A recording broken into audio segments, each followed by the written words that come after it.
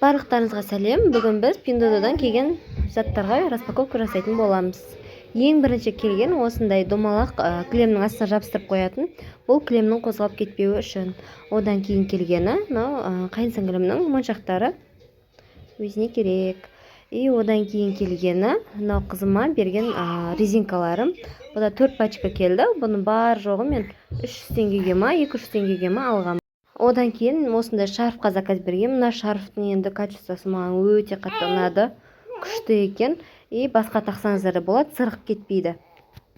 Одан кейін берген заказым мен қызыма, балама осындай ойнайтын, яғни құрастыратын моторикасына жақсы дамытатын ойыншықтар, осылай бір-бірімен құрастыру қажет, яғни екі бетінде де суреттері бар.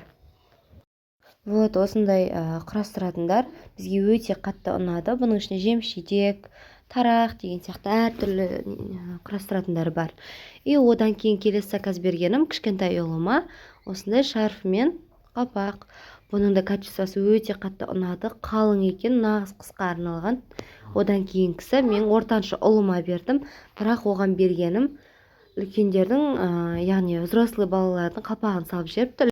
Үлкендеу болып қалды, бірақ ештеңе етпейді, інілеріме бере салам. Одан кейінгісі мына үйге киетін домашний көйлектер. Мен 2 көйлекке заказ бердім, соның біреуі осы. Бұл да өте қатты ұнады, үйге кие салғанға жеңіл екен.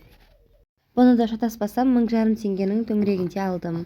Одан кейінгісі міне осы екінші көйлек үйге киетін. Бұның да качествосы өте күшті екен, матасы созылып кетпейтін, тығыз мата екен. Жалпы алғанда маған 2 көйлекте ұнады. Качестволары өзінің бағасына стоит. Күшті екен. Одан кейін осындай мужской аяқ киім өте қатты ұнады. Бұның качествосы прям күшті екен. Жақсылап орап беріп жіберіпті. Бұны шатаспасам бағасы 3000-ға жетер-жетпес. Қатты қымбат тұрмайды, бірақ качествосы өте күшті екен. Ешқандай да иіс, ештеңе шықпады. Маған ұнады. Қой енді білініп қалмасын деп жақсылап коробкасына қайтып салып қойдым.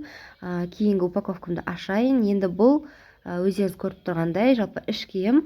Іш киім болғанда да іштің барлығын артық майларды тартып тұратын іш киім. Одан кейінгісі қызыма қалпақ. Бұл қалпақта өте қатты ұнады маған, қыздар. Реально күшті екен. Бұл да өте арзан тұрады. 2,5 теңге ма? Бізде бұндайлар 5-6 мың теңге. Аяқтан 2 мың теңге, 2,5 теңгеге алдым, өте күшті. Одан кейінгісі мен осындай спортивка жігітіме. Бірақ бұл спортивка қатты, шынымды айтсам, ұнай қойған жоқ. Матасы сәл босау екен.